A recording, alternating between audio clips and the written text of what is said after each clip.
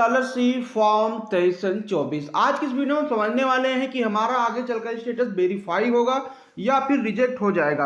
आपका स्टेटस कुछ भी शो करता है तो आज की इस वीडियो को देखने के बाद आपके मन में के सारे डाउट क्लियर हो जाएंगे। आज की इस वीडियो में हम समझेंगे कि हमारा स्टेटस आगे चलकर वेरीफाई होगा या फिर डायरेक्टली DW ऑफिस से रिजेक्ट हो जाएगा। सभी के स्टेटस के सोल्यूशन एंड समाधान इस वीडियो में देखने को मिलने वाला है, इसलिए वीडियो को पूरी वॉच कीजिएगा, इसकी मत कीजिएगा, नहीं तो कुछ भी समझ नहीं पाएंगे। तो जिन लोगों ने अभी तक चैनल को सब्सक्राइब नहीं किया सब्सक्राइब कर लीजिएगा, साथ में बेल नोटिफिकेशन कॉल पर जरूर प्रेस कर लीजिएगा। कुछ भी डाउट लगता है इंस्टाग्राम पर फॉलो कीजिएगा, लिंक आपको वीडियो के डिस्क्रिप्शन बॉक्स में देखने को मिल जाएगी, वहां पर भी आप सभी लोग सवाल जवाब कर सकते हैं। तो चलिए शुरू करते हैं। स्कॉलरशिप से रिलेटेड अगर आप सभी को कोई भी जानकारी चाहिए तो इस वेबसाइट पर चेकआउट कर सकते हैं। इसके लिए सबसे पहले आप सभी को अपना गूगल ओपन कर लेना, सर्च बार में टाइप कर देना myupscholarship.in, इतना लिखकर सिंपली आप सभी को सर्च कर देना। जैसे सर्च करेंगे जो फर्स्ट वाली वेबसाइट आएगी सिंपली आपको उसी पर क्लिक कर देना है।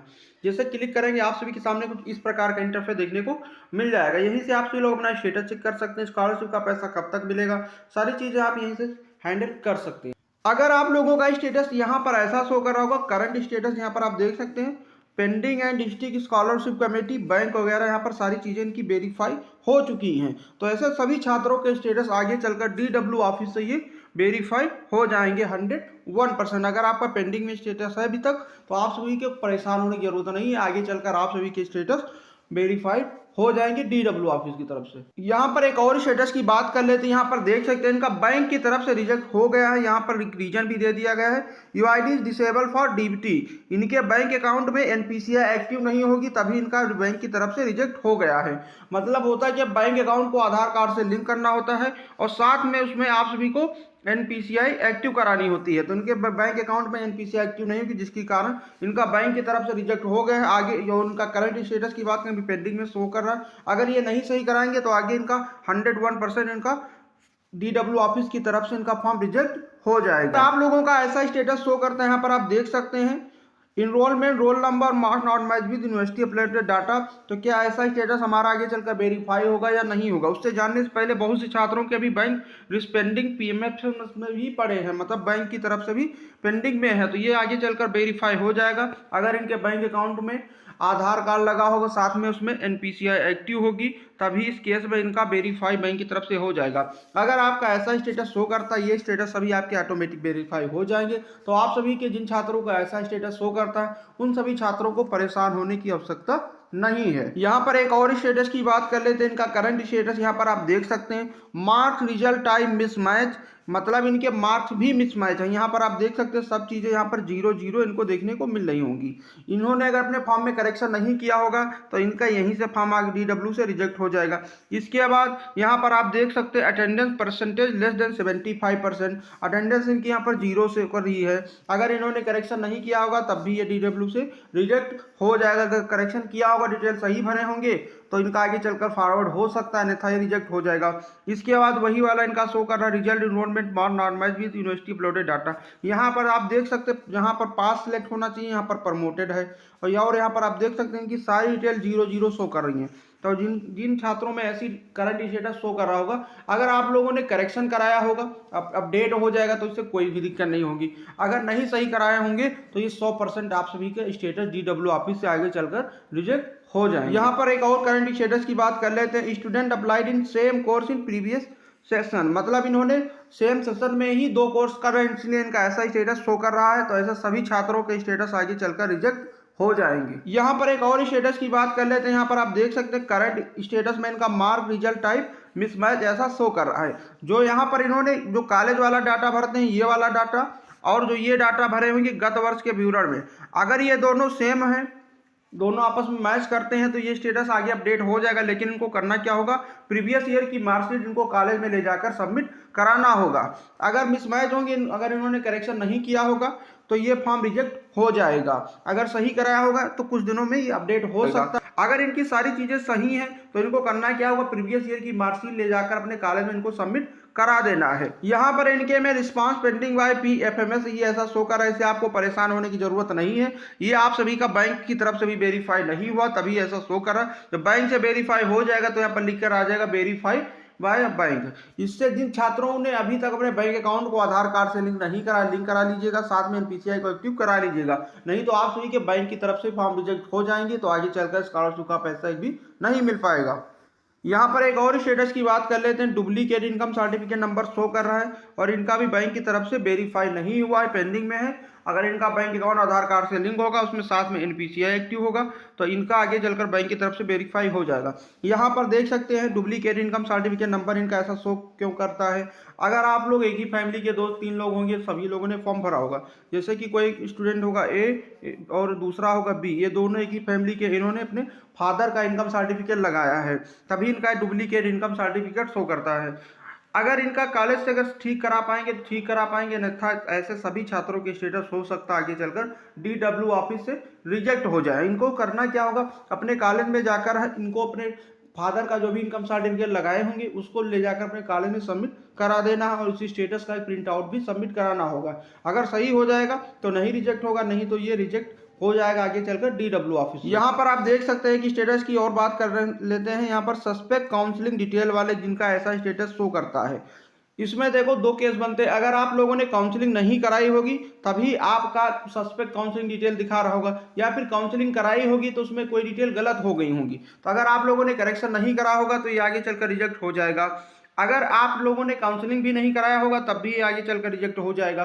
विदाउट काउंसलिंग के आप सभी को स्कॉलरशिप का पैसा नहीं मिलने वाला, वो फिर सारे डायरेक्ट एडमिशन में चले जाते हैं। अगर आपको लगता है कि ये हमारा सस्पेक्ट में मैंने काउंसलिंग भी कराया है, मेरा ये काउंसलिंग डिटेल भी सही है, तब इस केस में आपको अपने कॉलेज में बात करना है, इसका एक प्रिंट आउट ले जाकर, और जो काउंसलिंग कराया होगा उसका एक प्रिंट आउट ले जाकर अपने कॉलेज में सबमिट करा देंगे, अन्यथा नहीं तो ये DW ऑफिस से रिजेक्ट हो जाएंगे।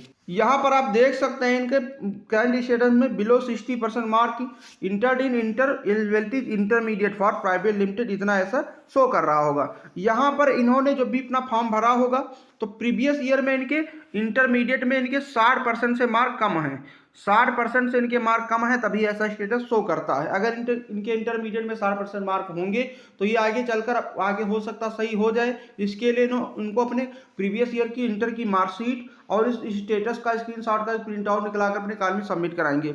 अगर इनके 60% मार्क नहीं होंगे तो ये DW से रिजेक्ट हो जाएगा 100 के 100%। इनको स्कॉलरशिप का पैसा नहीं मिलेगा, क्योंकि जो भी क्राइटेरिया होता है उसको आपको पूरा फिलअप करना होता है, तभी आपको स्कॉलरशिप का पैसा मिल पाता है, अन्यथा ऐसे आपको स्कॉलरशिप का पैसा नहीं मिल पाता है। हो सकता है अगर आपको इन फ्यूचर वेरीफाई हो जाए तो आपको फंड के चलते आपको स्कॉलरशिप का पैसा नहीं मिल पाएगा, क्योंकि जो क्राइटेरिया जारी होता पहले 75% वालों को 65% वालों से ऊपर वालों का मिला था, बहुत से कम ही लोगों का मिल जाता है। अगर आपको लगता है ये सही है हमारा, अगर आपको लगता है 60% मार्क हमारे हैं इंटर में, तब आपको करना क्या होगा जो मैंने भी बताया, इसको अपने 12th क्लास की मार्कशीट और इसका प्रिंट आउट लेकर कॉलेज में सबमिट कराएंगे, अन्यथा ये रिजेक्ट हो जाएगा। अगर यहाँ पर आप सभी का ऐसा स्टेटस शो करता है, ध्यान से आप सभी लोग देखिएगा, suspected due to non counselling. अगर आप लोगों ने डायरेक्ट एडमिशन लिया है तो स्कॉलरशिप का पैसा नहीं मिलेगा, भूल जाइए, आपका स्टेटस रिजेक्ट हो जाएगा। यहाँ पर डायरेक्ट शो कर दिया गया suspected due to non counselling, इन्होंने काउंसलिंग नहीं कराया है, डायरेक्ट एडमिशन लिया, स्कॉलरशिप का फॉर्म भर दिया, ऐसे सभी छात्रों के फॉर्म रिजेक्ट हो जाएंगे, स्कॉलरशिप का 1 भी रुपया नहीं मिलने वाला, पहले ही मैं क्लियर किए दे रहा हूँ। अब यहाँ पर देख सकते हैं इनके ग्रेजुएशन में 55% से मार्क कम है, जिनके ग्रेजुएशन में 55% से मार्क कम होंगे उनको भी ऐसे सभी स्टूडेंट को स्कॉलरशिप का पैसा नहीं मिलने वाला। ये वाला स्टेटस यहाँ पर ऐसा शो करा दिया गया, ऐसे सभी स्टेटस आगे चलकर रिजेक्ट हो जाएंगे। अगर आपको लगता है हमारे ग्रेजुएशन में 55% मार्क हैं तो आपको ग्रेजुएशन के लास्ट ईयर की मार्कशीट ले जाकर और इस स्टेटस का आपको प्रिंट आउट ले जाकर अपने कॉलेज में सबमिट कराएंगे। अगर आप लोगों ने काउंसलिंग कराई होगी तो काउंसलिंग का एक जो प्रिंट आउट निकलता है उसको अपने कॉलेज में सबमिट कराना होगा, अन्यथा ये वैसे भी रिजेक्ट हो जाएंगे। जो मैं पहले ही क्लियर किए दे रहा हूँ, डायरेक्ट जो काउंसलिंग नहीं कराए डायरेक्ट एडमिशन वाले, ऐसे सभी छात्रों को स्कॉलरशिप का पैसा नहीं मिलेगा और उनके सभी के स्टेटस रिजेक्ट हो जाएंगे। अगर आप सभी का ऐसा स्टेटस शो करता होगा mark real time mismatch, total mark not match with university uploaded data, यहाँ पर इनके मार्क मिसमैच है, मार्क मैच नहीं कर रहे हैं, मतलब कहने का जो गत वर्ष का विवरण इन्होंने भरा होगा और जो ये वाली पूरी डिटेल होती है आपके कॉलेज वाले डाटा देते हैं, ये दोनों आपस में मैच नहीं करते, तभी आपके मार्क्स मिसमैच हो जाते हैं। अगर इन्होंने अपने फॉर्म में करेक्शन कराया होगा तो ये कुछ दिन के बाद ये अपडेट हो जाएगा, तो इससे आपको परेशान होने की जरूरत नहीं है। अगर आप लोगों ने करेक्शन नहीं कराया होगा तो ये फॉर्म आप सभी का रिजेक्ट हो जाएगा। अगर आप लोगों का भी ऐसा स्टेटस शो कर रहा होगा, high school board data match with UP board, SSC board database involvement not match with university prodded data.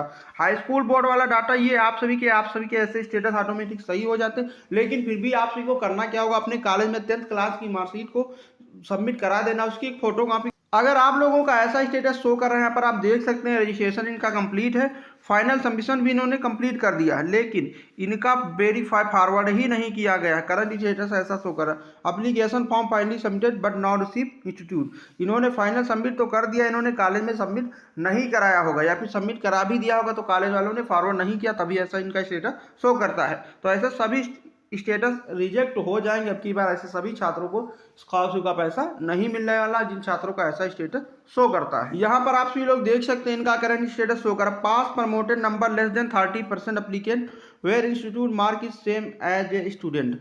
अगर आपके मार्क 55% या 60% से प्लस ही होंगे तभी आपको स्कॉलरशिप का पैसा मिलेगा। जैसे मान लेते हैं कि हम बीए सेकेंड ईयर के स्टूडेंट हैं या फिर फर्स्ट ईयर के स्टूडेंट हैं, मान लेते चलिए हम बीए सेकेंड ईयर के स्टूडेंट हैं।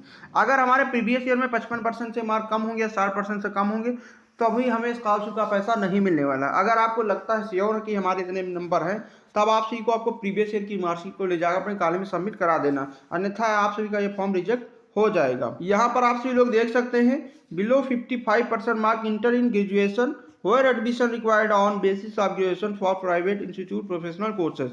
इन्होंने अपना फॉर्म भरा है, लेकिन इनके ग्रेजुएशन में 55% से मार्क कम है, तभी इनका ऐसा स्टेटस शो करता है।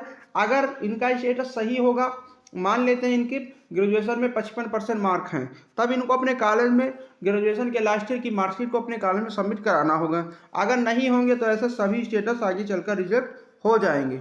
यहाँ पर एक और स्टेटस की बात कर लेते हैं, black enrolment renewal student, black enrolment renewal student. इनका इनरोलमेंट नंबर गलत हो गया होगा, इनको करेक्शन करना था अपने फॉर्म में, अगर नहीं किए होंगे तो हो सकता है इनका फॉर्म भी आगे चलकर रिजेक्ट हो जाएगा। अगर इनका इनरोलमेंट नंबर सही होगा, सारी चीज़ें सही होंगी, ऐसा फिर आपका ऐसा स्टेटस ऑटोमेटिक सही भी हो जाता है। अगर आप लोगों का स्टेटस ऐसा शो कर रहा होगा verify recommended by district scholarship committee, तो आप सभी को परेशान होने की आवश्यकता नहीं है। ये सभी स्टेटस आप सभी के वेरीफाई हो चुके हैं, इसके आगे कोई भी वेरीफाई वगैरह होने का चांसेस नहीं रहते, मतलब इसके आगे कोई भी वेरीफाई नहीं होता, बस ये लास्ट ही होता है।